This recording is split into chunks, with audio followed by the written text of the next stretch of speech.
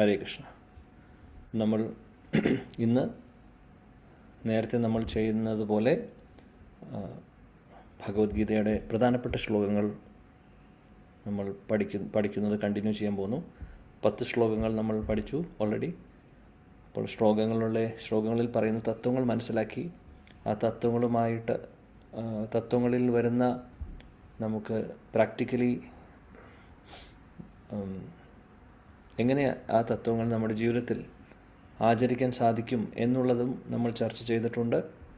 കൂട്ടത്തിൽ ആ തത്വം ഒന്നും കൂടെ മനസ്സിലാക്കുവാൻ വേണ്ടി അതുമായിട്ട് സംബന്ധിച്ചുള്ള ഭഗവാന്റെ ഭക്തരുടെയും കുറച്ച് ലീലകളും നമ്മൾ ചർച്ച ചെയ്തിരുന്നു.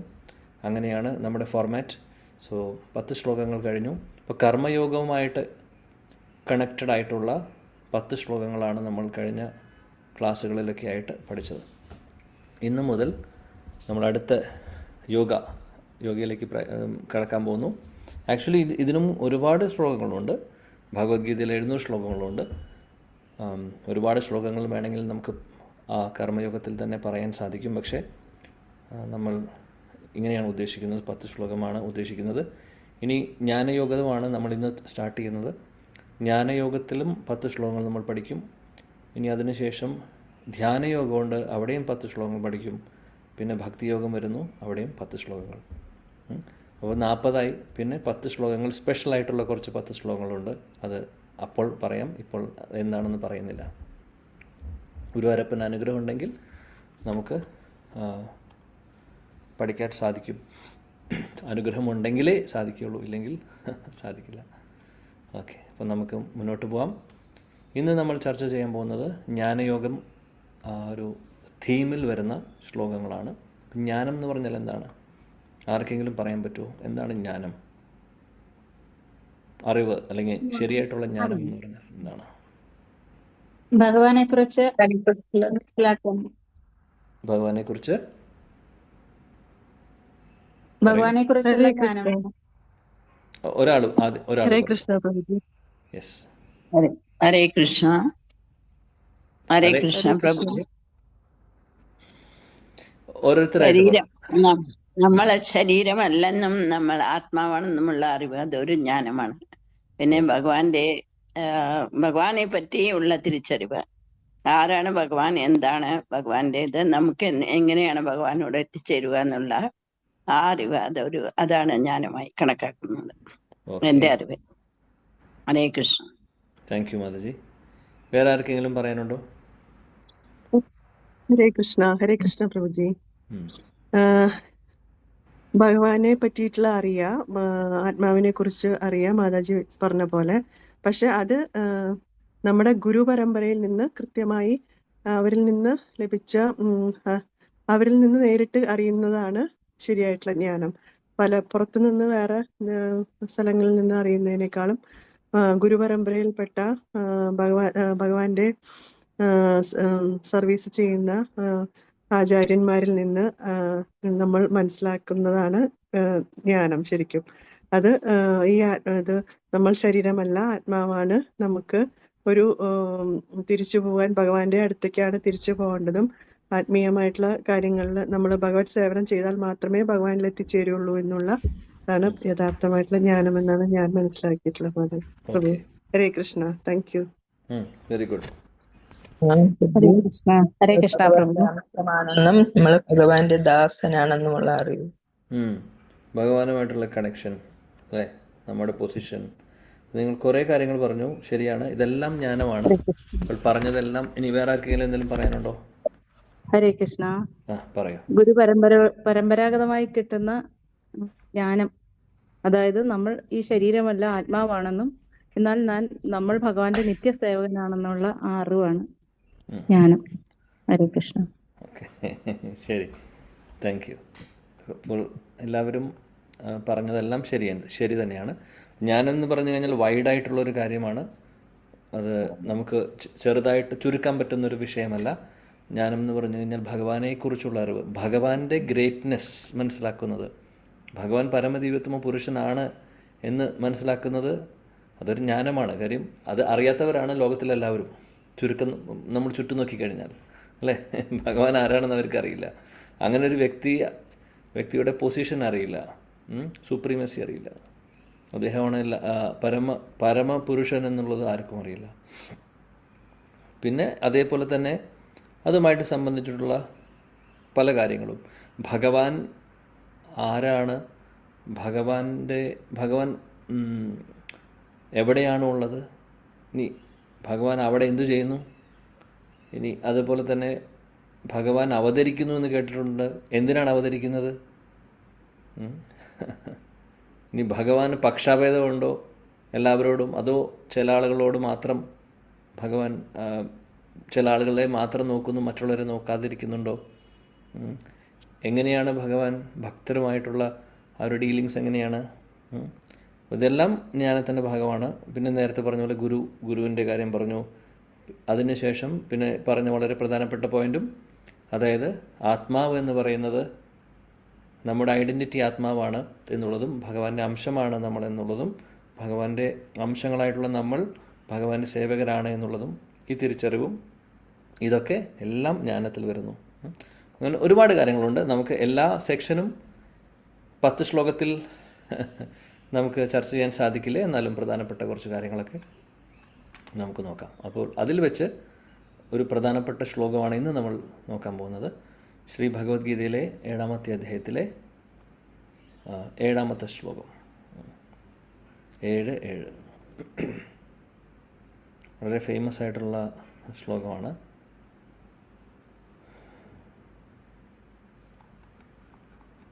ശ്ലോകം എടുത്തുവെങ്കിൽ നമുക്ക് നോക്കാം. വളരെ ഫേമസ് ആണ് ഈ ശ്ലോകം, പ്രധാനപ്പെട്ട ശ്ലോകം കൂടിയാണ്. ഭഗവാന്റെ ശരിക്കും, അതായത് അദ്ദേഹമാണ് ഏറ്റവും വലുത് എന്നുള്ളത് ഈ ഒരു ശ്ലോകത്തിൽ നിന്നും, ഇതേപോലെ ഒരുപാട് ശ്ലോകങ്ങളുണ്ട് ഭഗവത്ഗീതയിൽ, എന്നാൽ ഇത് അങ്ങനെ ആ കൂട്ടത്തിൽ വരുന്ന ഒരു ശ്ലോകമാണ്. ഹരേ കൃഷ്ണ. 7:7. ഹരേ കൃഷ്ണ. 7.7. മത്തപരതരം നാന്യാത് കിഞ്ചിദസ്തി ധനഞ്ജയ മയി സർവമിദം പ്രോതം സൂത്രേ മണിഗണാ ഇവ. Thank you Mataji. യെസ്. ഹരേ കൃഷ്ണ. ഹരേ കൃഷ്ണ. ഓം നമോ ഭഗവതേ വാസുദേവായ. മത്ത പരതരം ജ്ഞാന്യാത് കിഞ്ചിദസ്തി ധനഞ്ജയ മയി സർവമിദം പ്രോതം സൂത്രേ മണിഗണ ഇവ. ഹരേ കൃഷ്ണ. ഹരേ കൃഷ്ണ പ്രഭുജേ പ്രണാമം. മത്ത പരതരം നാന്യ കിഞ്ചിദസ്തി ധനഞ്ജയ മയി സർവമിദം പ്രോതം സൂത്രേ മണിഗണ ഇവ. ഹരേ കൃഷ്ണ. പരതരം നാന്യത് കിഞ്ചിദസ്തി ധനഞ്ജയ മയി സർവമിദം പ്രോതം സൂത്രേ മണിഗണാ ഇവ. ഹരേ കൃഷ്ണ. പരതരം നാന്യാത് കിഞ്ചിദസ്തി ധനഞ്ജയ മയി സർവമിദം പ്രോതം സൂത്രേ മണിഗണാ ഇവ. ഹരേ കൃഷ്ണ. മത്ത പരതരം നാന്യ കിഞ്ചിദസ്തി ധനഞ്ജയ മയി സർവമിദം പ്രോതം സൂത്രേ മണിഗണ ഇവ. ഹരേ കൃഷ്ണ. ഹരേ കൃഷ്ണ പ്രഭുജി. മത്ത പരതരം നാന്യത് കിഞ്ചിദസ്തി ധനഞ്ജയ മയി സർവമിദം പ്രോതം സൂത്രേ മണിഗണ ഇവ. ഹരേ കൃഷ്ണ. Thank you prabhuji. ഹരേ കൃഷ്ണ. ഹരേ കൃഷ്ണ. മത്ത പരതരം നാന്യത് കിഞ്ചിദസ്തി ധനഞ്ജയ മയി സർവമിദം പ്രോതം സൂത്രേ മണിഗണ ഇവ. ഹരേ കൃഷ്ണ. ഹരേ കൃഷ്ണ. മത്ത പരതരം ജ്ഞാനാത് കിഞ്ചിദസ്തി ധനഞ്ജയ മയി സർവമിദം പ്രോതം സൂത്രേ മണിഗണ ഇവ. ഹരേ കൃഷ്ണ. ഹരേ കൃഷ്ണ. ഹരേ കൃഷ്ണ പ്രഭുജി. ഹരേ കൃഷ്ണ. മത്ത പരതരം ജ്ഞാന്യത് കിഞ്ചിദസ്തി ധനഞ്ജയ മയി സർവമിദം പ്രോതം സൂത്രേ മണിഗണ ഇവ. ഹരേ കൃഷ്ണ. Thank you. ഹരേ കൃഷ്ണ പ്രഭുജി. മത്ത പരതരം നാന്യത് കിഞ്ചിദസ്തി ധനഞ്ജയ മയി സർവമിദം പ്രോതം സൂത്രേ മണിഗണാ ഇവ. ഹരേ കൃഷ്ണ പ്രഭു. ഓം നമോ ഭഗവതേ വാസുദേവായ. മത്ത പരതരം നാന്യാത് കിഞ്ചിദസ്തി ധനഞ്ജയ മയി സർവമിദം പ്രോതം സൂത്രേ മണിഗണാ ഇവ. ഹരേ കൃഷ്ണ. Thank you. ഹരേ കൃഷ്ണ. മത്ത പരതരം നാന്യാത് കിഞ്ചിദസ്തി ധനഞ്ജയ മയി സർവമിദം പ്രോതം സൂത്രേ മണിഗണ ഇവ സോറി. ഹരേ കൃഷ്ണ. ഹരേ കൃഷ്ണ. ഓക്കെ, കഴിഞ്ഞെങ്കിൽ നമുക്ക് വിവർത്തനം ഭാവാർത്ഥം കൂടെ വായിക്കാം. ഹരേ കൃഷ്ണ. പ്രഭുജി വായിക്കട്ടെ. വിവർത്തനം ഭാവാർത്ഥം. ശ്രീലപ്രഭുവാദിക്ക് ജയ്. ഹേ ധനഞ്ജയ, എന്നേക്കാൾ ശ്രേഷ്ഠമായൊരു സത്യമില്ല. മുത്തുകൾ നൂലിന്മേൽ എന്ന പോലെ സർവവും എന്നിൽ ഇണക്കി കോർക്കപ്പെട്ടിരിക്കുന്നു. ഭാവാർത്ഥം. പരമനിരപേക്ഷ സത്യം വ്യക്തിഗതമോ അവ്യക്തിഗതമോ എന്നത് ഒരു വിവാദ വിഷയമാണ്. പരമസത്യം ഭഗവാൻ ശ്രീകൃഷ്ണനാണെന്നാണ് ഭഗവത്ഗീത സിദ്ധാന്തിക്കുന്നത്. ഇത് അടിക്കടി ഊന്നി പറയുന്നുണ്ട്. വിശേഷിച്ചും ഈ ശ്ലോകം നിരപേക്ഷ തത്വം ഒരു പുരുഷനാണ് എന്നത് തറപ്പിച്ചു പറയുന്നുണ്ട്. പരമനിരപേക്ഷ തത്വം പരമദിവ്യോത്തമ പുരുഷനാണെന്നത് ബ്രഹ്മസംഹിതയിലും തറപ്പിച്ചു പറയുന്നു. ഈശ്വര പരമ കൃഷ്ണ സച്ചിദാനന്ദ വിഗ്രഹ ആദിദേവനും ആനന്ദസാഗരവും സച്ചിദാനന്ദമൂർത്തിയുമായ കൃഷ്ണ ഭഗവാനാണ് ഗോവിന്ദൻ, സർവോത്കൃഷ്ടമായ പരമസത്യം. ഈ ആധികാരിക ഗ്രന്ഥങ്ങൾ സംശയത്തിന് ഇട നൽകാത്ത വിധത്തിൽ സർവകാരണകാരണമായ പരമപുരുഷനാണ് നിരപേക്ഷ തത്വമെന്ന് തറപ്പിച്ച് പറയുന്നു. എന്നാൽ അവ്യക്തിഗതവാദികൾ ശ്വേതശേതരോപനിഷത്തിലെ 3:10 വേദസൂക്തത്തെ മുൻനിർത്തിക്കൊണ്ട് വാദം തുടരുന്നു. തതോ യദുത്തരതരം തദരൂപനാമയം യ ഏതദ് വിദുരമൃതസ്തേ ഭവന്തി അതേ തരേ ദുഃഖമേ വാപിയന്തി. ഭൗതിക ലോകത്തിൽ പ്രപഞ്ചത്തിലെ ആദ്യത്തെ ജീവാത്മാവെന്ന നിലയിൽ ബ്രഹ്മാവ് ദേവന്മാരിലും മനുഷ്യരിലും മൃഗങ്ങളിലും വെച്ച് ശ്രേഷ്ഠനാകുന്നു. എന്നാൽ ബ്രഹ്മാവിന് ഉപരിയത്രേ അതീന്ദ്രിയ സത്യം. എല്ലാ ഭൗതിക മാലിന്യങ്ങളിൽ നിന്നും മുക്തമായ ആ അതീന്ദ്രിയതയ്ക്ക് ഭൗതിക രൂപമില്ല. അതിനെക്കുറിച്ച് അറിയുന്നവരും ഇന്ദ്രിയാതീതരാകുന്നു. എന്നാൽ അതിനെക്കുറിച്ച് അറിയാത്തവർ ഭൗതിക പ്രപഞ്ചത്തിലെ ക്ലേശങ്ങൾ അനുഭവിക്കുന്നു. അരൂപം എന്ന വാക്കിനാണ് അവ്യക്തിഗതവാദികൾ കൂടുതൽ ഊന്നൽ കൊടുക്കുന്നത്. അവ്യക്തിഗതം എന്നല്ല ഈ അരൂപത്തിന്റെ അർത്ഥം. അത് സൂചിപ്പിക്കുന്നത് മുമ്പ് ഉദ്ധരിച്ച ബ്രഹ്മസംഹിതയിലെ സച്ചിദാനന്ദമയമായ അതീന്ദ്രിയ രൂപത്തെയാണ്. ശ്വേതശേതരോപനിഷത്തിലെ 3:8-9 മറ്റു സൂക്തങ്ങൾ ഇത് വ്യക്തമാക്കുന്നു. വേദാഹമേദം പുരുഷം മഹാന്തമാദിത്യവർണം തമസ പരസ്താത് തമേവ വിദ്വാനതി മൃത്യുമേതി നാന്യ പന്ഥ വിദ്യതേ അയനായ യസ്മാത് പരം നാപരമസ്തി കിഞ്ചിത് യസ്മാൻ നാണീയോ നോ ജ്യായോ അസ്തി കിഞ്ചിത് വൃഷ ഇവ സ്തബ്ധോ ദിവി തിഷ്ഠത്യേക സ്തേനേദം പൂർണ്ണം പുരുഷേണ സർവം. അന്തമായ ഭൗതിക ബോധത്തിന് അതീതനാണ് പരമദിവ്യോത്തമ പുരുഷനെന്ന് എനിക്കറിയാം. അവിടുത്തെ അറിയുന്നവന് മാത്രമേ ജനപ്രതികളുടെ ബന്ധങ്ങളെ അതിജീവിക്കാൻ കഴിയൂ. പരമപുരുഷനെ അറിയുക എന്നതല്ലാതെ മുക്തിക്ക് വേറെ ഒരു മാർഗവുമില്ല. അത്യുന്നതനാകയാൽ ആ പരമപുരുഷനെ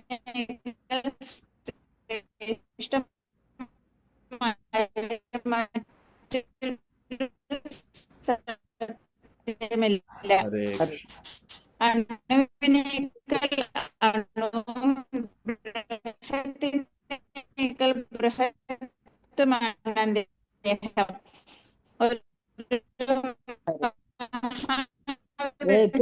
ഹരേ കൃഷ്ണ മാതാജി. ശബ്ദം ആധ്യാത്മിക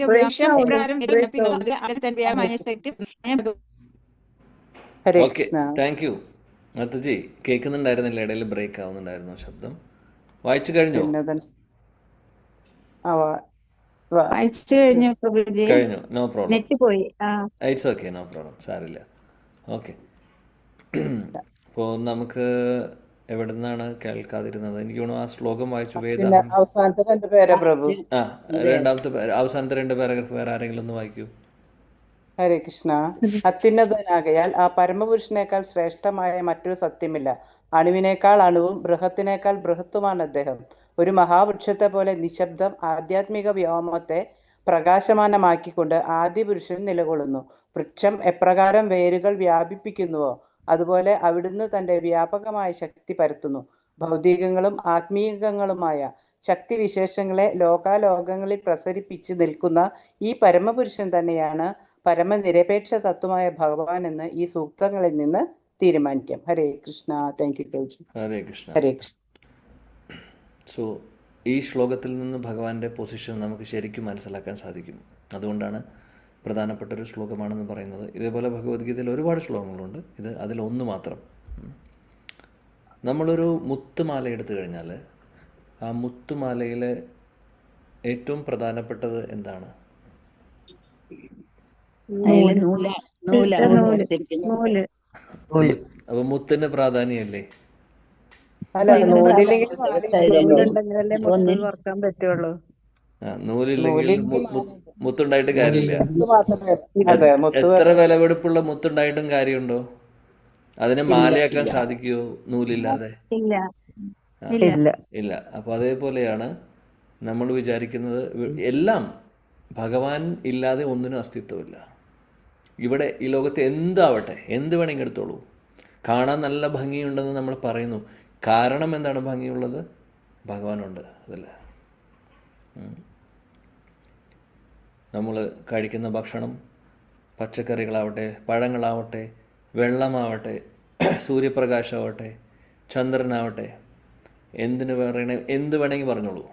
എന്ത് വേണമെങ്കിലും എടുക്കാം.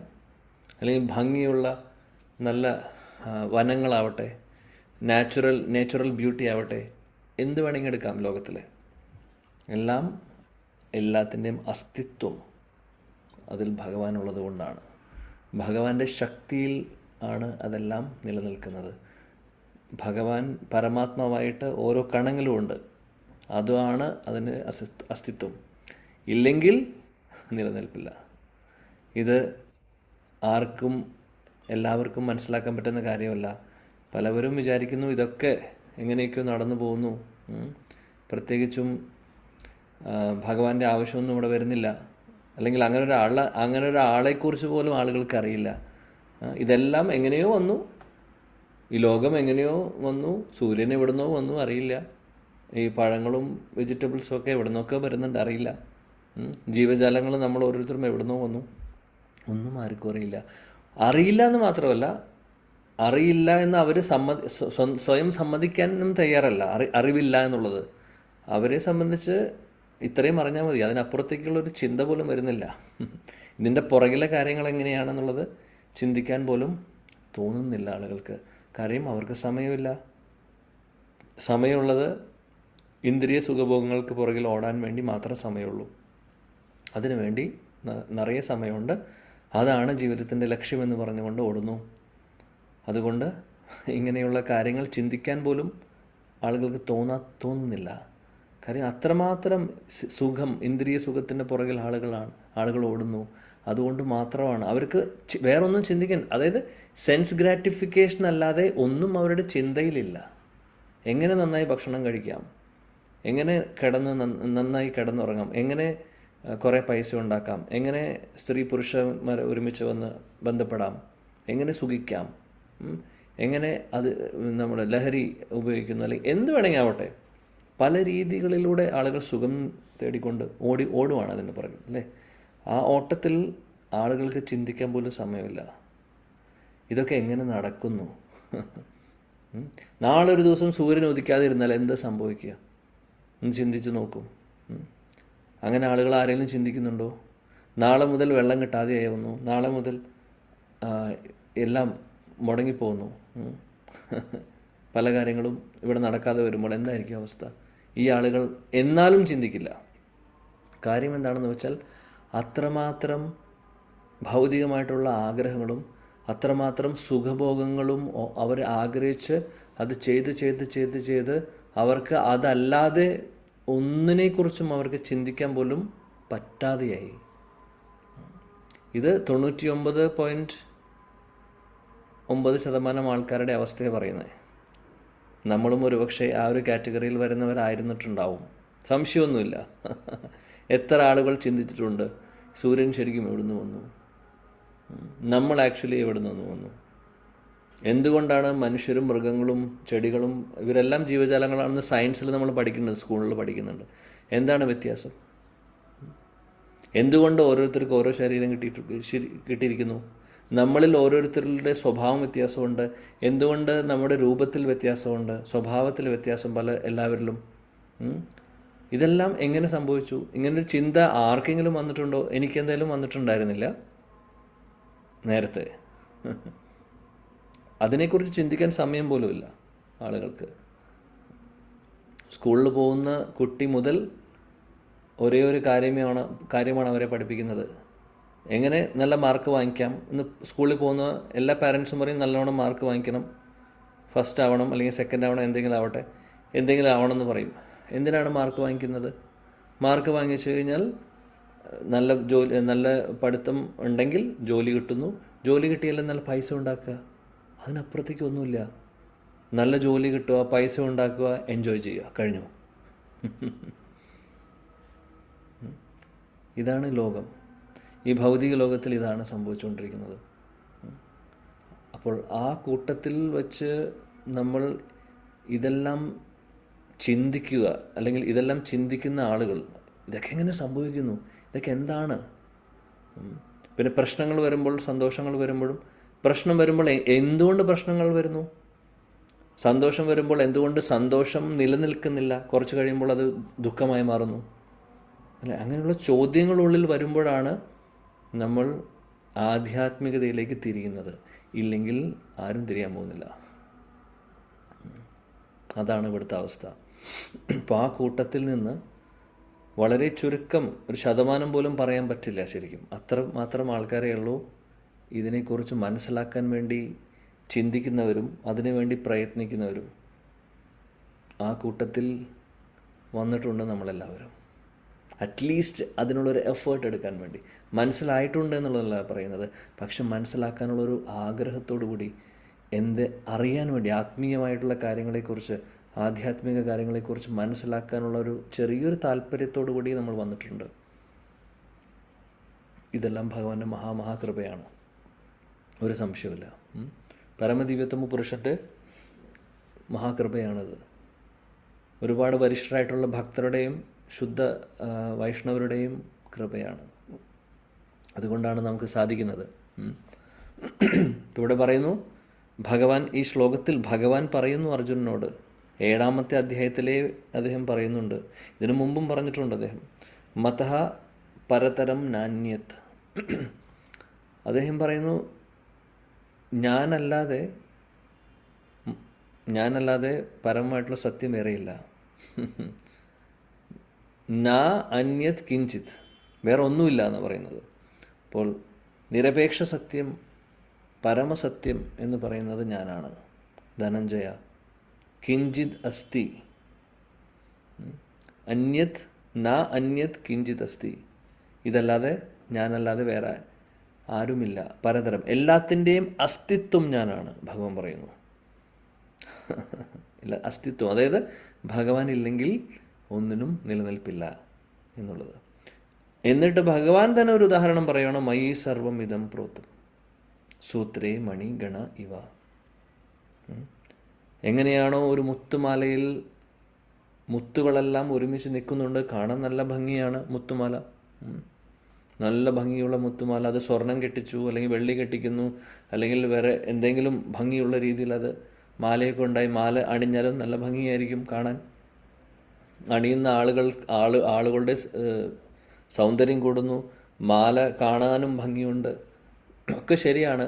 പക്ഷെ മാലയുടെ നിലനിൽപ്പ് നേരത്തെ നിങ്ങളെല്ലാവരും പറഞ്ഞ പോലെ ആ നൂലിലാണ്. ആ നൂലില്ലെങ്കിൽ മാലയുടെ കാര്യം നമുക്ക് പറയാം, മാല എന്ന് വിളിക്കാൻ പറ്റില്ല അല്ലേ? ഓരോ മുത്തുകളും വേറെ വേറെ ആയിപ്പോവും. അതേപോലെയാണ് ഭഗവാൻ. എല്ലാത്തിൻ്റെ അസ്തിത്വം, ഇവിടെ നമ്മൾ കാണുന്ന എല്ലാം, എന്ത് ഇല്ല എന്ന് നമുക്ക് പറയാൻ പറ്റില്ല, എല്ലാം. അത് അനങ്ങുന്നതാവട്ടെ അനങ്ങാത്തതാവട്ടെ എന്ത് വേണമെങ്കിൽ എടുത്തോളൂ, ജീവനുള്ളതാവട്ടെ ജീവനില്ലാത്തതാവട്ടെ, അത് എങ്ങനെ ഒരുമിച്ച്, ഇപ്പോൾ നമ്മളൊരു എന്ത് ജീവനില്ല എന്ന് പറയുന്ന ഒരു സാധനം എടുത്താലും അതിനെല്ലാം ഒരുമിച്ച് നിർത്തുക എന്ന് പറയുന്നത് അതിനൊരു പ്രോപ്പർട്ടി വേണം അതിനാൽ അത് വെറുതെ നിൽക്കുന്നതല്ല. അതങ്ങനെ ഒരുപാട് കണങ്ങൾ ചേർന്നിട്ടുള്ളതാണ് ഒരു വസ്തു അല്ലേ? ഒരുപാട് ആറ്റംസ് ചേരുമ്പോഴാണ് ഒരു വസ്തു ആവുന്നത്. എന്ത് വേണമെങ്കിൽ എടുത്തുള്ളൂ, അത് ജീവനുള്ളതും ജീവനില്ലാത്തതും. എന്നാൽ എല്ലാത്തിലും ഭഗവാന്റെ ആ ഒരു പ്രസൻസ് ഉള്ളത് കൊണ്ടാണ് അത് നിലനിൽക്കുന്നത്. ജീവനുള്ള ആളുകളിൽ മാത്രമല്ല. അപ്പോൾ നമ്മൾ വിചാരിക്കും പരമാത്മാവായിട്ട് ഭഗവാൻ ഇരിക്കുന്നു. ഭഗവാൻ പറയുന്ന ഓരോ കണങ്ങളുണ്ടെന്നാണ് പറയുന്നത്. ജീവജാലങ്ങളിൽ മാത്രമല്ല അദ്ദേഹം ഉള്ളത്. അപ്പോൾ അതായത് ജീവൻ ഇല്ലാത്തതിലും ഭഗവാന്റെ പ്രസൻസും അല്ലെങ്കിൽ ഭഗവാന്റെ ആ ഒരു ശക്തിയും ഇല്ലെങ്കിൽ അതിന് നിലനിൽപ്പില്ല. അതാണ്. അപ്പോൾ അതാണ് അതുകൊണ്ടാണ് നമ്മൾ ആക്ച്വലി അതുകൊണ്ട് പരിശുദ്ധരായിട്ടുള്ള ഭക്തരൊക്കെ അവരെല്ലാം എല്ലായിടത്തും എല്ലായ്പ്പോഴും ഭഗവാനെ കാണുന്നു. അതുകൊണ്ട് ശരിക്കും പറയുകയാണെങ്കിൽ എല്ലാവരുടെയും ഹൃദയത്തിൽ ഭഗവാൻ ഇരിപ്പുണ്ട് എന്നുള്ളത് ശരി, പരമാത്മാവായിട്ട്. അതേപോലെ ഓരോ കണങ്ങളിലും ഉണ്ടെന്ന് പറഞ്ഞാൽ ഓരോ ആറ്റത്തിലും ഉണ്ടെന്ന് പറയുകയാണെങ്കിൽ ഈ ലോകത്തിൽ നാം ചുറ്റും നോക്കിക്കഴിഞ്ഞാൽ അത് ആറ്റം എന്ന് പറഞ്ഞു കഴിഞ്ഞാൽ അതിൽ ജീവനുള്ളതും ജീവനില്ലാത്തതിലും എല്ലാത്തിലും ഒരു സാധനത്തിൻ്റെ അസ്തിത്വമാണ് ഉദ്ദേശിക്കുന്നത്. അതെല്ലാം കൂടെ ആറ്റം എല്ലാം കൂടി ഒരു വസ്തുവായി മാറി. ഇപ്പോൾ ഒരു പേന ഉണ്ടാക്കണമെങ്കിൽ പേനയായി മാറുന്നു. പേനയായിട്ട് നിൽക്കണ്ടേ? ആറ്റംസ് എല്ലാം കൂടെ വന്ന് ചേർന്ന് അതൊരു പേനയുടെ രൂപത്തിലായി. അതെങ്ങനെ സാധിക്കുന്നു? വെറുതെ ഒരു ഫാക്ടറിയിൽ പോയിട്ട് അത് ചെയ്ത് കഴിഞ്ഞാൽ അത് ഉണ്ടാവും എന്നുള്ളതല്ല. അതിൻ്റെ പുറകിൽ വേറെ കാര്യങ്ങളുണ്ട്. അതങ്ങനെ നിൽക്കുന്നതിനൊരു അസ്തിത്വമുണ്ട്. അതിൻ്റെ അസ്തിത്വം എല്ലാം. അപ്പോൾ അതായത് ഇവിടെ ചുരുക്കം പറഞ്ഞു കഴിഞ്ഞാൽ ഒന്നുമില്ല ഭഗവാൻ ഇല്ലാത്തത്. ഭഗവാന്റെ പ്രസൻസും ഭഗവാന്റെ ശക്തിയും ഇല്ലാത്തതായിട്ടുള്ള ഒന്നും തന്നെ ഇല്ല. ഈ ലോകത്തുമില്ല, ആ ലോകത്തിലുമില്ല. ഇതാണ് സത്യം. ഇപ്പോൾ ഇവിടെ ബ്രഹ്മസംഹിതയിൽ ശ്ലോകം പറയുന്നു, ഈശ്വര പരമ കൃഷ്ണ സച്ചിദാനന്ദ വിഗ്രഹ അനാദിരാതിർ ഗോവിന്ദ സർവകാരണകരണം. അനാദി, ആദി, എല്ലാത്തിൻ്റെയും തുടക്കവും അതേപോലെ തന്നെ അവസാനവും ഇല്ല ഭഗവാൻ. എപ്പോൾ വന്നു എന്നുള്ള ചോദ്യത്തിന് പ്രസക്തിയില്ല. ഭഗവാനെ ആര് സൃഷ്ടിച്ചു എന്നുള്ളതിനും ഒരു പ്രസക്തിയില്ല. നമ്മൾ ഭഗവാന്റെ അംശമാണെന്ന് ഓക്കെ. ഭഗവാൻ പറയുന്നുണ്ട് പിതാ അഹം, ജഗത് പിതയാണെന്ന് പറയുന്നുണ്ട്. ജഗത്തിൻ്റെ മുഴുവനും പിതാവാണ് ഞാനെന്ന് അദ്ദേഹം പറയുന്നുണ്ട് ഭഗവത്ഗീതയിൽ. എന്നാൽ ഭഗവാന്റെ പിതാവ് ആരാണ്? ആ ചോദ്യത്തിനേ പ്രസക്തിയില്ല. ഭഗവാന് പിതാവില്ല, ഭഗവാന് തന്നെയാണ് എല്ലാം. തുടക്കവും അവസാനവും അല്ല അദ്ദേഹം. അനന്തമാണ് അദ്ദേഹം. കാരണം, സർവകാരണങ്ങളുടെയും കാരണം, എല്ലാത്തിൻ്റെയും കാരണം അദ്ദേഹമാണ്. അദ്ദേഹം ഉള്ളത് കൊണ്ടാണ് ബാക്കിയെല്ലാം. ഇതാണ് ഫാക്ടർ, ഇതാണ് സത്യം. ഇതേപോലെ ഒരുപാട് ശ്ലോകം, അഹം സർവസ്യ പ്രഭവം മത്തഃ സർവം പ്രവർത്തതേ ഇതീ മത്വാ ഭജന്തേ മം. അവിടെയും പറയുന്നു അഹം സർവസ്യ പ്രഭവ എന്ന് പറഞ്ഞു കഴിഞ്ഞാൽ ഈ ഭൗതിക ലോകവും ആധ്യാത്മലോകവും എല്ലാം തന്നെ ഞാനാണ് ക്രിയേറ്റ് ചെയ്തിട്ടുള്ളത്, അല്ലെങ്കിൽ എന്നിൽ നിന്നാണ് വന്നിട്ടുള്ളത് ഭഗവാൻ പറയുന്നു. അപ്പോൾ ഇതാണ് ഭഗവാന്റെ സ്ഥാനം. ഇത് മനസ്സിലാക്കാതെയാണ് ആളുകൾ ഓടുന്നത്. ശ്രീല പ്രഭുപാദിജിയുടെ ഭാവാർത്ഥത്തിൽ ശ്വേതാശ്വതര ഉപനിഷത്തിൽ നിന്നും അതേപോലുള്ള വേറെ ഉപനിഷത്തുകളിൽ നിന്നൊക്കെ ഇവിടെ കോട്ട് ചെയ്തിട്ടുണ്ട്. ഭഗവാന്റെ പൊസിഷൻ മനസ്സിലാക്കിപ്പിച്ചു തരുവാണ്. അതായത് ഈ നമ്മൾ എല്ലാ ദേവതമാരും ബ്രഹ്മാവും ശിവനും ഒക്കെ അതിന് മുകളിലാണ് ഭഗവാന്റെ സ്ഥാനം. ഭഗവാന്റെ സ്ഥാനം കഴിഞ്ഞിട്ടേ വേറെ ആർക്കും സ്ഥാനമുള്ളൂ. അല്ലെങ്കിൽ ഭഗവാനാണ് എല്ലാത്തിൻ്റെയും തുടക്കം. വളരെ വ്യക്തമായിട്ട് ശാസ്ത്രങ്ങളിൽ ഇത് പറയുന്നുണ്ട് ഭഗവാന്റെ പൊസിഷനെ കുറിച്ച്. അതും നോക്കുവാണെങ്കിൽ വിഷ്ണുവാണോ കൃഷ്ണനാണോ എന്നുള്ള ആരാണ് പരമദിവ്യോത്തമ പുരുഷൻ, അതോ ഇതിന് രണ്ടുപേരും ഒന്നാണോ, അതോ ആരാണ് ആദ്യം വന്നിട്ടുള്ളത്, ആരിൽ നിന്ന് ആര് വന്നു എന്നുള്ളൊരു സംശയങ്ങളും ആളുകൾക്കുണ്ടാവും. ഓക്കെ, ഇത് വിഷ്ണുവും കൃഷ്ണനും തമ്മിലുള്ള സംശയങ്ങൾ. പിന്നെ ശിവനും ഗണപതിയും മുരുകനും പിന്നെ മറ്റുള്ള ദേവീ ദേവതമാരും കാര്യം പിന്നെ പറയേണ്ട ആവശ്യമില്ല. കൃഷ്ണനും വിഷ്ണുവിനും തമ്മിൽ തന്നെ ആരാണ് ശരിക്കും, ആരിൽ നിന്ന് ആര് വന്നു, വിഷ്ണുവിൽ നിന്ന് കൃഷ്ണൻ വന്നതാണോ അതോ കൃഷ്ണനിൽ നിന്നാണോ വിഷ്ണു വന്നത് എന്നുള്ള ക്വസ്റ്റ്യനൊക്കെ പലവർക്കും ഉണ്ടാവും അല്ലേ. അങ്ങനെ ക്വസ്റ്റ്യൻ ഉണ്ട്. പിന്നെ മറ്റുള്ള ദേവതമാരുടെ കാര്യം പറയേണ്ട ആവശ്യമില്ല. കൃഷ്ണനും ശിവനും ഒന്നാണോ, ഇനി ഗണപതിയും കൃഷ്ണനും ശിവനും ഇവരെല്ലാവരും ഒരേ ആൾക്കാർ തന്നെയാണോ, എന്നാൽ ഓരോ രൂപത്തിലിരിക്കുന്നു, ഒരേ വ്യക്തികൾ തന്നെയാണോ എന്നുള്ള സംശയങ്ങളും ഒരുപക്ഷെ ഉണ്ടാവും. ബ്രഹ്മാവും കൃഷ്ണനും വിഷ്ണുവും ശ്രീരാമനും തമ്മിൽ വ്യത്യാസമുണ്ടോ, അതും ഒന്ന് തന്നെയാണോ? ഇങ്ങനെയൊക്കെ ആളുകൾ ചിന്തിക്കുന്നുണ്ടോ? ഇവിടെ ഈ ഒരു ക്ലാസ്സിലുള്ള പലവർക്കും അറിയുന്നുണ്ടാവും, എന്നാൽ അറിയാത്തവരോ അല്ലെങ്കിൽ സംശയമുള്ളവരും ഉണ്ടാവും. പലവരും ഉണ്ടാവും അല്ലേ? അപ്പോൾ എന്താണ് അഭിപ്രായം? സ്ഥിരമായിട്ട് ക്ലാസ്സിലിരിക്കുന്നവർക്ക് അറിയാം. വേറെ ആർക്കെങ്കിലും അഭിപ്രായം ഉണ്ടെങ്കിൽ പറയാം. കൃഷ്ണ എന്നാണ് പരമദിവ്യത്വം പുരുഷൻ. എന്റെ വിസ്തരണങ്ങളാണ് മറ്റുള്ളവരെ കൃഷ്ണവും മറ്റുള്ള. ഓക്കെ, ശരി. മാതാജിയുടെ അഭിപ്രായം പറഞ്ഞു. വേറെ ആർക്കെങ്കിലും അഭിപ്രായം ഉണ്ടോ? ഭഗവാന് തുല്യമായിട്ടോ ഭഗവാന് മുകളിലോ ആരുമില്ല. ആരാണ് ഭഗവാൻ? ശിവനാണോ, ബ്രഹ്മാവാണോ, വിഷ്ണുവാണോ, കൃഷ്ണനാണോ? ശ്രീകൃഷ്ണ ഭഗവാൻ. ശ്രീകൃഷ്ണ ഭഗവാൻ. ഓക്കെ. പിന്നെ 64 ക്വാളിറ്റീസ് ഭഗവാന് മാത്രമേ ഉള്ളൂ. 64 ക്വാളിറ്റീസ് ഭഗവാന് മാത്രമേ ഉള്ളൂ. Okay, very good. ഓക്കെ, ഇനി ഈ അഭിപ്രായം അല്ലാത്തവരാരെങ്കിലും ഉണ്ടോ എന്ന് ചോദിക്കട്ടെ. കൃഷ്ണനാണ് പരമദൈവത്വം പുരുഷൻ എന്ന് പറയുന്നവരാണ് ഇപ്പോൾ ഇവിടെ കുറച്ച് പേര് പറയുന്നത്. അങ്ങനെ ഇനിയും പറയുന്നവരും ഉണ്ടാവും. ഇനി അതല്ല, അല്ലെങ്കിൽ എനിക്ക് സംശയമുണ്ട്, വിഷ്ണു അല്ലേ അതോ ശിവൻ അല്ലേ, അങ്ങനെ സംശയമുള്ള ആരെങ്കിലും ഉണ്ടോ?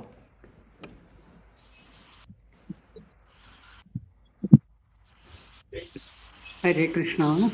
കുട്ടിക്കാലത്ത് അങ്ങനെയാണ് പറഞ്ഞു കേട്ടിരിക്കുന്നത്. വിഷ്ണുവിന്റെ 10 അവതാരത്തിലാണ് കൃഷ്ണൻ എന്നാണ് കുട്ടിക്കാലത്ത് പറഞ്ഞു കേട്ടിരിക്കുന്നത്. ഇപ്പൊ ഭാഗവതം പഠിക്കാനും ക്ലാസ്സുകൾ കേട്ടു തുടങ്ങി പിന്നെയാണ് മനസ്സിലായത് കൃഷ്ണനാണ് പരമദിവ്യത്വം പുരുഷൻ. കൃഷ്ണനിൽ നിന്നാണ് പിന്നെ മറ്റവതാരങ്ങളൊക്കെ അംശാവതാരങ്ങളാണ് അവരൊക്കെയാണ് മനസ്സിലായത്. പിന്നെ ഇപ്പോഴാണ് മനസ്സിലായത്. Okay, thank U Meena Mataji. Okay, ഇനി വേറെ ആർക്കെങ്കിലും മാതാജി അത് ക്ലാരിഫൈ ചെയ്തു. മാതാജിക്ക് എങ്ങനെയായിരുന്നു ധാരണ എന്നുള്ളത് പറഞ്ഞു. ഓപ്പണായിട്ട് പറഞ്ഞു. ഞാനും പറയുന്നു, ഓപ്പണായിട്ട് പറയുന്നു. തുടക്കത്തിൽ വിഷ്ണുവും കൃഷ്ണനും തമ്മിലുള്ള വ്യത്യാസം പോട്ടെ, ശിവനും കൃഷ്ണനും ഗണപതിയും എല്ലാവരും തമ്മിലുള്ള എന്താണ് ആക്ച്വലി അവർ തമ്മിൽ എങ്ങനെ വ്യത്യാസം വരുന്നു, ഇതിൽ ആര് തുടക്കം എന്നുള്ളതിന് ക്ലാരിറ്റി ഉണ്ടായിരുന്നില്ല. തീർച്ചയായിട്ടും ക്ലാരിറ്റി ഉണ്ടായിരുന്നില്ല. ഇപ്പോഴും ക്ലാരിറ്റി ഇല്ലാത്തവരാരെങ്കിലും ഉണ്ടോ എന്നുള്ളതാണ് ഞാൻ ചോദിക്കുന്നത്. ചെറിയൊരു സംശയം ഇപ്പോഴും നിലനിൽക്കുന്നുണ്ടോ ആർക്കെങ്കിലും ഈ ഒരു കാര്യത്തിൽ? ഇപ്പോഴെല്ലാം വളരെ ക്ലിയർ ആണ്.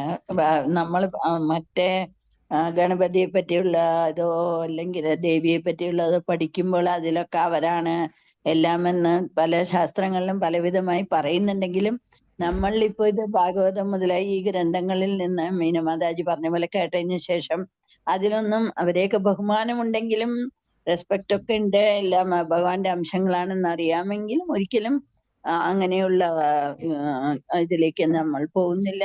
ശ്രീകൃഷ്ണനാണ് പരമദിവ്യോത്തമ പുരുഷൻ എന്നുള്ള വാസ്തവം ഞങ്ങളെല്ലാം അടിയുറച്ചു നിൽക്കുകയാണ് ഇപ്പോഴൊക്കെ. ഹരേ കൃഷ്ണ. അടിയുറച്ചു നിൽക്കുന്നു Rajeshwari Mataji. Very good. Okay, so അപ്പോൾ വേറൊരു സംശയം വേറെ ആർക്കെങ്കിലും പറയാം, അല്ലെങ്കിൽ സംശയമുള്ളവർക്ക് പറയാം. ദേവി പുരാണം നോക്കിക്കഴിഞ്ഞാൽ അവിടെ പറയും ദേവിയാണ് എല്ലാത്തിൻ്റെയും തുടക്കം. ശിവപുരാണം എടുത്ത് നോക്കിക്കഴിഞ്ഞാൽ പറയും. കാര്യം ഇതൊക്കെയാണ് അവർ ഇപ്പോൾ ദേവി ഭക്തരെ പറയുന്നു ദേവിയാണ്. ദേവി പുരാണം എടുത്ത് വായിച്ചോളൂ, എല്ലാത്തിൻ്റെയും തുടക്കം ദേവിയാണെന്ന് പറയുന്നു. ശിവഭക്തർ പറയും ശിവപുരാണം എടുത്ത് നോക്കിക്കോളൂ. കൃഷ്ണഭക്തർ പറയുന്നു കൃഷ്ണനാണെന്ന് പറയുന്നു, അല്ലെങ്കിൽ വിഷ്ണു ആണെന്ന് പറയുന്നു. പക്ഷെ അങ്ങനെയല്ല. കൃഷ്ണഭക്തർ മാത്രമല്ല പറഞ്ഞിട്ടുള്ളത്, എല്ലാ ശാസ്ത്രങ്ങളും പറയുന്നുണ്ട് കൃഷ്ണനാണ്. അത് സത്യമാണ് ആക്ച്വലി. അപ്പം എന്തുകൊണ്ട് ശിവപുരാണത്തിൽ അങ്ങനെ പറയുന്നു, എന്തുകൊണ്ട് ദേവി പുരാണത്തിൽ അങ്ങനെ പറഞ്ഞിട്ടുണ്ട് വ്യാസദേവൻ? ഇതെല്ലാം എഴുതിയിട്ടുള്ള വ്യക്തി ഒരേ ഒരു വ്യക്തിയാണ്.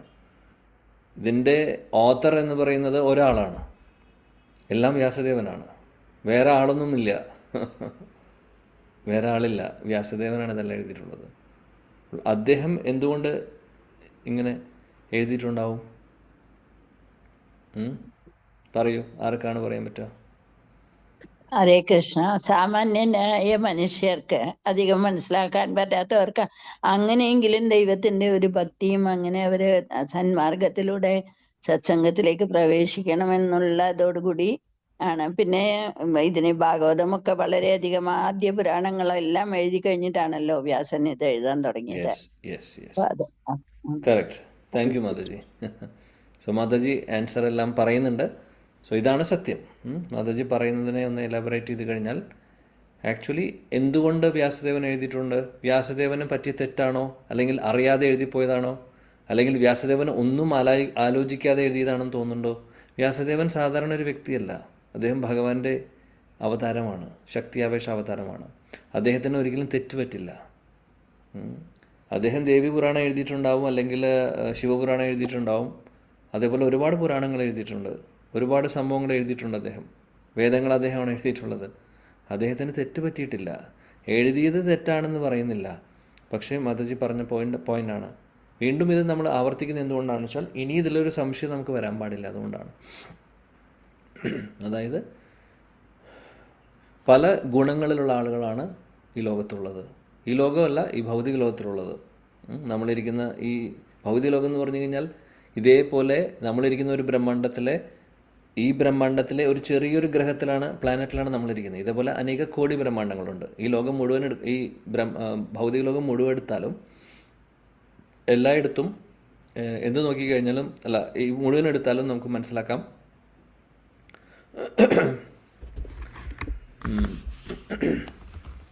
ഇവിടെയുള്ള ആളുകൾ ആക്ച്വലി ത്രിഗുണങ്ങളുടെ അധീനതയിലാണ്. കാര്യം ത്രിഗുണം എന്ന് പറഞ്ഞാൽ സത്വഗുണം, രജോഗുണം, തമോഗുണം. ഈ 3 ഗുണങ്ങളുടെ ഒരു വലയത്തിലാണ് ഈ ഭൗതിക ലോകം മുഴുവൻ ഇരിക്കുന്നത്. ഈ 3 ഗുണങ്ങളുടെ പല കോമ്പിനേഷൻസിൽ നമ്മളിൽ ഓരോരുത്തരും ഉണ്ട്. അതുകൊണ്ടാണ് നമുക്ക് ഓരോരുത്തർക്കും ഓരോ സ്വഭാവം, അതുകൊണ്ടാണ് നമുക്ക് ഓരോരുത്തർക്കും ഓരോ നേച്ചർ. നമ്മുടെ രൂപത്തിൽ വ്യത്യാസം, ഭാവത്തിൽ വ്യത്യാസം, പെരുമാറ്റത്തിൽ വ്യത്യാസം, സ്വഭാവത്തിൽ വ്യത്യാസം. എന്തുകൊണ്ടാണ്? ഈ ഗുണങ്ങളുടെ ആ ഒരു കോമ്പിനേഷൻ വ്യത്യാസമുണ്ട്. എന്നിലുള്ള ഈ 3 ഗുണങ്ങളുടെ കോമ്പിനേഷനിൽ വേറൊരാളുള്ളത് വ്യത്യാസമുണ്ട്. ഇതേപോലെയാണ് എല്ലാം. അപ്പോൾ പല ഗുണത്തിലും ഉള്ള ആളുകളുണ്ട്. ഇപ്പോൾ നമ്മളിവിടെ ഇവിടെ ഈ ഒരു സത്സംഗത്തിൽ ഇരിക്കുന്ന ആളുകൾ, ഇപ്പോൾ നമ്മളിവിടെ കുറച്ച് പേരിരിക്കുന്നുണ്ട്. ഇപ്പോൾ നമ്മൾ ചെയ്യുന്ന കാര്യം തമോ ഗുണത്തിലുള്ള ഒരു കാര്യമല്ല. ഇത് ശുദ്ധ സത്വഗുണത്തിലുള്ള കാര്യമാണ്, ഭഗവാനെക്കുറിച്ചുള്ള ചർച്ച. അപ്പോൾ അതിനെക്കുറിച്ച്, ഭഗവാനെക്കുറിച്ച് കേൾക്കുവാൻ വേണ്ടി ചർച്ച ചെയ്യുന്നതിൽ താല്പര്യം തോന്നുക എന്ന് പറയുന്നത് അത് തമോ ഗുണമല്ല, രജോ ഗുണമല്ല, സത്വഗുണമല്ല. സത്വഗുണത്തിന് മുകളിലാണ് അത്. ഭക്തിയുത സേവനങ്ങൾ ചെയ്യാനുള്ള ആഗ്രഹം, ഭഗവാനെക്കുറിച്ച് കേൾക്കാനുള്ള ആഗ്രഹമൊക്കെ വരുന്നത്. അപ്പോൾ ഒന്ന് ആലോചിക്കണം, ഈ ഗുണങ്ങളെല്ലാം ഉണ്ട്. ഈ ഗുണങ്ങളുടെ, പക്ഷേ എല്ലാ സമയത്തും നമുക്ക് ഈ ഗുണങ്ങളുണ്ടോ? ഇല്ല. 1 മണിക്കൂർ നമ്മൾ സത്സംഗത്തിലിരിക്കുമ്പോൾ നമുക്ക് നല്ല സത്വഗുണത്തിലാണെന്ന് പറയാം, അല്ലെങ്കിൽ ശുദ്ധ സത്വഗുണം എന്താണെങ്കിലും. എന്തായാലും രജോ ഗുണവും തമോ ഗുണവും അല്ല, സംശയമില്ല. എന്നാൽ ഇത് കഴിയുമ്പോൾ നമ്മൾ വേറെ കാര്യങ്ങൾ ചെയ്യുന്നുണ്ട്. അപ്പോൾ രജോ ഗുണത്തിലുള്ള കാര്യങ്ങൾ ചെയ്യുന്നുണ്ട്, തമോ ഗുണത്തിലുള്ള കാര്യങ്ങൾ ചെയ്യുന്നുണ്ട്, ഇതെല്ലാം ചെയ്യുന്നു. അപ്പോൾ ഒരു ദിവസത്തിൽ തന്നെ നോക്കിക്കഴിഞ്ഞാൽ നമ്മൾ എല്ലാ ഗുണങ്ങളുള്ള കാര്യങ്ങളും ചെയ്യുന്നുണ്ട്. എന്തുകൊണ്ട്? കാര്യം നമ്മുടെ ഉള്ളിൽ ഈ 3 ഗുണങ്ങളുടെയും പ്രഭാവമുണ്ട്. അപ്പോൾ ചില സമയത്ത് ചില ഗുണങ്ങളാണ് പ്രോമിനൻ്റ് ആവുന്നത്. അതിൻ്റെ അർത്ഥം മറ്റു ഗുണങ്ങൾ ഇല്ല എന്നുള്ളതല്ല. ഗുണങ്ങളുണ്ട്, പക്ഷെ അത് ആ സമയത്ത് അതല്ല പുറത്തു വന്നിട്ടുള്ളത്. ഈ സമയത്ത് വന്നിട്ടുള്ളത് സത്വഗുണമാണ് നമുക്ക്. അതുകൊണ്ടാണ് നമ്മളിവിടെ ഇരിക്കുന്നത്, കേൾക്കാൻ നോക്കുന്നത് ഭഗവാനെക്കുറിച്ച്. തമോ ഗുണവും രജോ ഗുണവും ആണെങ്കിൽ നമ്മൾ വരില്ല, സീരിയൽ കണ്ടേനെ, ഈ സമയത്ത് സിനിമയ്ക്ക് പോയേനെ. വ്യത്യാസമുണ്ട്. പക്ഷേ ഇത് കോൺസ്റ്റൻ്റ് ആണോ? അല്ല, അത് മാറിക്കൊണ്ടിരിക്കുന്നു. ഇതാണ് ഈ ലോകത്തിലെ അവസ്ഥ. അപ്പോൾ ഈ പല ഗുണങ്ങളിലും ഇനി നോക്കിക്കഴിഞ്ഞാൽ ചില ആളുകളുണ്ട് വിമുഖരായിട്ടുള്ളവർ, ഭഗവാന് വിമുഖരായിട്ടുള്ളവർ. ചില ആളുകളുണ്ട് ശരിക്കും തമോ ഗുണത്തിലുള്ളവർ. തമോ ഗുണം എന്ന് പറഞ്ഞു കഴിഞ്ഞാൽ ഈ തമോ ഗുണത്തിലുള്ള ആരാധനകളൊക്കെ ചെയ്യുന്ന ആളുകളുണ്ട്. ഈ ചാത്തൻ സേവ, അല്ലെങ്കിൽ ബ്ലാക്ക് മാജിക് ചെയ്യുക, കൂടോത്രം, അങ്ങനെയൊക്കെ. ഇതെല്ലാം ആക്ച്വലി തമോ ഗുണത്തിലുള്ള കാര്യങ്ങളാണ്. ഇത് ആരാധനയും കൂടിയല്ല, അതൊക്കെ തമോ ഗുണത്തിലുള്ള ആരാധനയാണ് ഇതെല്ലാം. സോ ആ ഗുണത്തിലുള്ളവർക്ക് അവരുടെ ഇൻക്ലിനേഷനും അവരുടെ അവബോധവും അവരുടെ ചിന്താഗതിയും അവരുടെ എല്ലാം വ്യത്യാസമുണ്ട്. അപ്പം അങ്ങനെയുള്ളവർക്ക് ശുദ്ധഭക്തിയെക്കുറിച്ച് പറഞ്ഞു കൊടുത്തു കഴിഞ്ഞാൽ അവർക്ക് മനസ്സിലാവില്ല. അതേപോലെ ചില ആളുകളുണ്ട്, ഇന്ദ്രിയ സുഖഭോഗങ്ങൾ മാത്രം ആണ് അവരുടെ ലക്ഷ്യം. നമ്മൾ തുടക്കത്തിൽ പറഞ്ഞ പോലെ അവർക്ക് വേറെ ഒന്നും അറിയില്ല. വേറെ ജീവിതത്തിൻ്റെ ലക്ഷ്യം എൻജോയ് ചെയ്യുക. അങ്ങനെയുള്ളവർക്ക് താല്പര്യം ചിലപ്പോൾ അവർക്ക് ആഗ്രഹം ഉണ്ടാവും. നമ്മൾ പറഞ്ഞ് അവരോടൊരു കാര്യം പറയുകയാണെന്ന്, അവരോട് പോയി പറയുവാണ്, അതെ വേദങ്ങളിൽ ഒരു കാര്യം പറയുന്നുണ്ട്, ഇന്ന കാര്യം ചെയ്യുകയാണെങ്കിൽ, ഈ ഒരു യജ്ഞം ചെയ്യുകയാണെങ്കിൽ, അല്ലെങ്കിൽ ഈ ഒരു പൂജ നിങ്ങൾ ചെയ്യുകയാണെങ്കിൽ നിങ്ങൾക്ക് ഇപ്പോൾ ഉള്ള പൈസയുടെ 4 ഇരട്ടി നിങ്ങൾക്ക് പൈസ വരുന്നു. മാത്രമല്ല നിങ്ങൾക്ക് എൻജോയ് ചെയ്യാനുള്ളൊരു അവസരം കിട്ടുവാണ്. കൂടുതൽ എൻജോയ്മെൻറ്റിന് നിങ്ങൾക്ക് സാധിക്കും എന്ന് പറഞ്ഞു കഴിഞ്ഞാൽ ചിലപ്പോൾ ആ എൻജോയ്മെൻറ്റ് ചെയ്യാൻ ആഗ്രഹമുള്ളൊരു വ്യക്തി പറയും, അവർ പറയും ശരി ഞാനത് ചെയ്തു നോക്കട്ടെ എന്ന് പറയും. എന്ത് പൂജയാണ്, എന്ത് യജ്ഞമാണ്, ഞാൻ തയ്യാറാണ് ചെയ്യാൻ. കാര്യം അദ്ദേഹത്തിൻ്റെ ഉദ്ദേശം എന്താണ്? എൻജോയ് ചെയ്യണം. ഇതിനേക്കാൾ കൂടുതൽ എൻജോയ്മെൻറ്റ് വേണം അല്ലേ? അങ്ങനെയുള്ള അങ്ങനെയുള്ള ബോധമുള്ള ആളുകളും ഉണ്ട്. ചെറിയ എക്സാമ്പിൾസ് പറയും. ഇതുപോലെ ഈ വെറൈറ്റീസ് അല്ല, കോടിക്കണക്കിന് വെറൈറ്റീസ് ആളുകളുടെ ചിന്താഗതി അങ്ങനെയാണ് പോകുന്നത്. അപ്പോൾ ഇത് ഇങ്ങനെ ടൈപ്പുള്ള ആളുണ്ടോ, അവരോട് ഇത് പറഞ്ഞു കഴിഞ്ഞാൽ അവർ പറയും വേദങ്ങളിൽ ഈ ഒരു ഭാഗത്താണ് ഇതൊക്കെ പറഞ്ഞിട്ടുള്ളത്, അത് നിങ്ങൾ ചെയ്തോളൂ. അപ്പോൾ അവർ പറയും, അപ്പോൾ അവർക്ക് വേണ്ടിയിട്ട് അവരുടെ താല്പര്യം എന്താണ്? എൻജോയ്മെൻ്റ് ആണ്. ലക്ഷ്യം എന്താണ്? എൻജോയ്മെൻ്റ് ആണ്. ഓക്കെ, അപ്പം അങ്ങനെയുള്ള ആളുകൾക്ക് വ്യാസദേവൻ കാണിച്ചു കൊടുക്കുന്നു, ഓക്കെ ശരി, എന്നാൽ ഈ യജ്ഞങ്ങളും കാര്യങ്ങളൊക്കെയാണ്, ഇങ്ങനെയുള്ള കാര്യങ്ങൾ ചെയ്താൽ മതി, ഇത് ചെയ്തു കഴിഞ്ഞാൽ സ്വർഗ്ഗലോകത്തിലേക്ക് പോകാം. സ്വർഗ്ഗലോകത്തിലേക്ക് പോയാൽ നിങ്ങൾക്ക് എൻജോയ് ചെയ്യാം അവിടെ. അതിനുള്ള മാർഗങ്ങളാണ്. അപ്പോൾ ആളുകൾ ഒന്നുമില്ലാതെ, ഒരു തരത്തിലുള്ള ആരാധനയും ചെയ്യാതെ, ഒരു തരത്തിലുള്ള ആത്മീയമായിട്ടുള്ള ഒന്നും ചെയ്യാതെ ഉള്ള അവസ്ഥയേക്കാളും നല്ലതാണ് അറ്റ്ലീസ്റ്റ് എന്തെങ്കിലും വേദങ്ങളിൽ പറയുന്ന എന്തെങ്കിലും ഫോളോ ചെയ്ത് പതിയെ പതിയെ അവർ മുന്നോട്ട് പോകുന്നത്. അപ്പോൾ അങ്ങനത്തെ ടൈപ്പുള്ള ആൾക്കാരെ അപ്പോൾ അതുകൊണ്ട് വേദങ്ങളിൽ ഒരു സെക്ഷനുണ്ട് കർമ്മകാണ്ഡത്തിലുള്ള ആളുകൾക്ക് വേണ്ടിയിട്ട്, അതിൽ പറയുന്നുണ്ട് പല കാര്യങ്ങളും. പക്ഷേ ഇതിൻ്റെയൊക്കെ ഉദ്ദേശം എന്താണെന്ന് വെച്ചാൽ മാതാജി നേരത്തെ പറഞ്ഞ പോലെ ആളുകളെ പടിപടിയായിട്ട് ഗ്രാജുവലി ആ ഗുണത്തിൽ നിന്ന്, ഏത് ഗുണത്തിലാണോ അവരിയ്ക്കുന്നത് ആ ഗുണത്തിൽ നിന്ന് പുറത്തു വന്ന് സത്വഗുണത്തിലേക്ക് എത്തിച്ച് സത്വഗുണത്തിൽ നിന്ന് ശുദ്ധ സത്വഗുണത്തിലേക്ക് ഉയർത്തുക എന്നുള്ള ഉദ്ദേശത്തോടു കൂടിയിട്ടാണ് ഇങ്ങനെ പല രീതികളും കൊടുത്തിട്ടുള്ളത്. സിമ്പിളായിട്ടുള്ളൊരു ഉദാഹരണം പറഞ്ഞു കഴിഞ്ഞാൽ, 1ാം ക്ലാസ്സിൽ പഠിക്കുന്ന കുട്ടിക്ക് 12ാം ക്ലാസ്സിൽ പഠിക്കുന്ന കുട്ടിയുടെ സിലബസിൽ കൊടുത്തു കഴിഞ്ഞാൽ ആ കുട്ടിക്ക് അത് മനസ്സിലാവോ? പഠിക്കാൻ പറ്റുമോ? പരീക്ഷ എഴുതാൻ പറ്റുമോ? ഒന്നും മനസ്സിലാവില്ല അല്ലേ? അതേപോലെയാണ് തമോ ഗുണത്തിലുള്ള ഒരാളോട് ശുദ്ധസത്വഗുണത്തിലുള്ള ശ്രീമദ് ഭാഗവതത്തിലെ കാര്യങ്ങൾ, ഭഗവാനെക്കുറിച്ചുള്ള കാര്യങ്ങൾ പറഞ്ഞാൽ അവർക്ക് എന്ത് ഗ്രഹിക്കാൻ സാധിക്കും? ഒന്നും കയറില്ല. ചിലപ്പോൾ എഡ്യൂക്കേഷനിൽ PhD ഉള്ള വ്യക്തിയായിരിക്കും, ഡോക്ടറായിരിക്കും, എൻജിനീയർ ആയിരിക്കും, വലിയ IIM എന്ന് പറയുന്ന കോളേജിൽ നിന്ന് MBA എടുത്തിട്ടുണ്ടാവും. പക്ഷേ അവർ ചിലപ്പോൾ യൂണിവേഴ്സിറ്റിയിൽ ഗോൾഡ് മെഡൽ വാങ്ങിയിട്ടുള്ള ആളായിരിക്കും.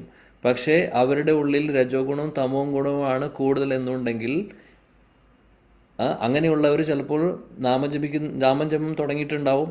എന്തെങ്കിലും ഉദ്ദേശത്തോടു കൂടി തുടങ്ങട്ടെ, തുടങ്ങി ഭക്തിമാർഗത്തിലേക്ക് വന്നിട്ടുണ്ടാവും, പ്രാക്ടീസ് ചെയ്ത് തുടങ്ങിയിട്ടുണ്ടാവും. പക്ഷേ ആധ്യാത്മികപരമായിട്ടുള്ള കാര്യങ്ങൾ അവരുടെ ഉള്ളിലേക്ക് കയറണമെങ്കിൽ ഈ സത്വഗുണം കുറച്ച് വേണം. ഇല്ലെങ്കിൽ എന്താണ്, ഇതെല്ലാം വരുന്നുണ്ടാവും. അവർ ഒരുപക്ഷെ സത്സംഗത്തിലിരിക്കുന്നുണ്ടാവും, ഒരുപക്ഷെ ഡിവോട്ടീസുമായിട്ട് കാണുന്നുണ്ടാവും, പല സേവനങ്ങളും ചെയ്യുന്നുണ്ടാവും. പക്ഷേ ഫൈനലി നോക്കുവാണെങ്കിൽ എന്ത് മനസ്സിലാക്കി ഞാനെന്ന് പറഞ്ഞാൽ ഉത്തരവില്ല, അല്ലെങ്കിൽ മനസ്സിലായ കാര്യങ്ങൾ എന്താണ് അറിയില്ല. എന്തുകൊണ്ട് കയറുന്നില്ല? ബിക്കോസ് സ്കോളർഷിപ്പിലല്ല കാര്യം ഇരിക്കുന്നത്. രജോ ഗുണം തമോ ഗുണത്തിൻ്റെയും പ്രഭാവമാണ് അവിടെ കൂടുതൽ. തമോ ഗുണമില്ല, രജോ ഗുണം എന്ന് പറയുമ്പോഴാണ് ഇങ്ങനെ എന്താ പറയുക, എല്ലാത്തിലും മുന്നോട്ട് വരണം, എൻജോയ് ചെയ്യണം എന്നുള്ളൊരു ഭാവം. സത്വഗുണത്തിൻ്റെ എലമെൻ്റ് കൂടുമ്പോഴാണ് ആധ്യാത്മികപരമായിട്ടുള്ള കാര്യങ്ങൾ കേൾക്കുമ്പോൾ അത് മനസ്സിലാക്കാൻ സാധിക്കുകയുള്ളൂ. അപ്പോൾ ഇതൊക്കെയാണ്. അപ്പോൾ അതുകൊണ്ടാണ് ഓരോരുത്തരും ഓരോ സ്പീഡിൽ പോകുന്നത്. ചില ആളുകൾ പെട്ടെന്ന് ഭക്തിപരമായിട്ടുള്ള കാര്യങ്ങൾ പിക്കപ്പ് ചെയ്യും, ചില ആളുകൾക്ക് എത്ര പറഞ്ഞാലും സമയമെടുക്കും. ചിലപ്പോൾ IIM നിന്ന് പഠിച്ച വ്യക്തിയായിരിക്കും, IIT പഠിച്ച വ്യക്തിയായിരിക്കും, പക്ഷെ പറഞ്ഞിട്ട് കാര്യമില്ല, അത് അത്രയും പഠിച്ചു എന്ന് പറഞ്ഞിട്ട് കാര്യമില്ല. ആത്മീയ തലത്തിലുള്ള കാര്യങ്ങൾ അത് വേറൊരു സംഭവമാണ്. അതിന് മിനിമം സത്വഗുണം നമുക്ക് അത്യാവശ്യമാണ്. അവിടെ നിന്നാണ് പിന്നെ നമുക്ക് ശുദ്ധ സത്വഗുണത്തിലേക്ക് കയറാൻ സാധിക്കുള്ളൂ. അതുകൊണ്ട് വ്യാസദേവൻ എല്ലാ ആളുകളുടെയും ക്ഷേമത്തിന് വേണ്ടിയിട്ട് വേദങ്ങൾ ഇങ്ങനെ കൊടുത്തിരിക്കുകയാണ്. അതുകൊണ്ട് ആളുകൾക്ക് പതിയെ ഗ്രാജ്വലി അവർക്ക് ശുദ്ധസത്വ ഗുണത്തിലേക്ക് വരാനുള്ള ഒരു അവസരം കൊടുക്കുന്നു. അതുകൊണ്ടാണ് ഇത്രയും വെറൈറ്റി ആയിട്ട് വേദങ്ങൾ എഴുതിയിട്ടുള്ളത്. അദ്ദേഹത്തിന് പറ്റിയിട്ടുള്ള തെറ്റല്ല. പക്ഷേ ഇതെല്ലാം എഴുതിയതിനു ശേഷം അദ്ദേഹത്തിന് അവസാനം ഒരു സാറ്റിസ്ഫാക്ഷൻ കിട്ടുന്നുണ്ടായിരുന്നില്ല. കാര്യം അദ്ദേഹത്തിന് അറിയാം, ഞാൻ വേണ്ട കാര്യം വേണ്ട രീതിയിൽ പറഞ്ഞിട്ടില്ല, കുറച്ചും കൂടി സ്ട്രെസ് ചെയ്ത് പറയേണ്ട കുറച്ച് കാര്യങ്ങളുണ്ട്. അതാണ് പിന്നീട് അദ്ദേഹത്തിന് തോന്നിയതും. അതുകൊണ്ട് എല്ലാ വേദങ്ങളും എല്ലാ പുരാണങ്ങളും എല്ലാ ഉപനിഷത്തുകളും എല്ലാം എഴുതിയതിന് ശേഷവും വ്യാസദേവന് സാറ്റിസ്ഫാക്ഷൻ ഉണ്ടായിരുന്നില്ല, സംതൃപ്തി ഉണ്ടായിരുന്നില്ല. അതിന് ശേഷമാണ് അദ്ദേഹത്തിൻ്റെ സാറ്റിസ്ഫാക്ഷൻ ഇല്ലാത്തത് കൊണ്ട് അദ്ദേഹത്തിൻ്റെ ഗുരുവിൻ്റെ അടുത്ത് പോയി നാരദമുനിയോട് പറഞ്ഞു, എനിക്ക് എന്ത് ചെയ്യണമെന്ന് അറിയുന്നില്ല, അതുകൊണ്ട് നിങ്ങൾ എനിക്കൊരു എന്താ ചെയ്യേണ്ടതെന്ന് പറഞ്ഞു തരണമെന്ന്. അങ്ങനെ പറഞ്ഞു തരണമെന്ന് പറഞ്ഞതിന് ശേഷമാണ് അദ്ദേഹത്തിൻ്റെ നിർദ്ദേശപ്രകാരം ശ്രീമദ് ഭാഗവതം എഴുതുന്നത്. ശ്രീമദ് ഭാഗവതം അദ്ദേഹം കമ്പൈൽ ചെയ്യുന്നു. അപ്പോഴാണ് അദ്ദേഹത്തിന് സന്തോഷമാവുന്നത്, സമാധാനമാവുന്നത്. ശ്രീമദ് ഭാഗവതത്തിൽ ശുദ്ധഭക്തിയെക്കുറിച്ച് മാത്രമേ പറയുന്നുള്ളൂ. സോ ഇതൊക്കെയാണ് കാര്യങ്ങൾ.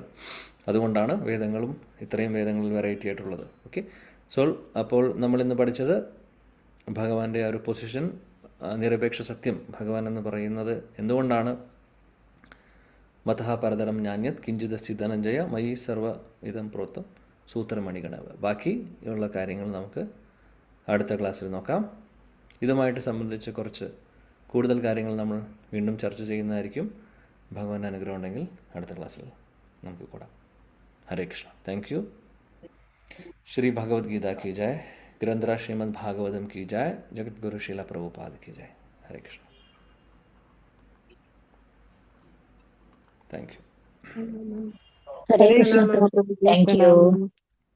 ഹരേ കൃഷ്ണ. ഇന്നത്തെ ശ്ലോകം ഏതാണെന്നൊന്ന് പറയാമോ? ഇന്ന് നമ്മൾ കണ്ടത് 7 അധ്യായം 7 ശ്ലോകം 7. അധ്യായം 7 ശ്ലോകം 7. ഓക്കെ, ശ്ലോകം 7. Hare Krishna prabhuji. Hare Krishna. Thank you. Hare Krishna. Thank you. Hare Krishna. Thank U.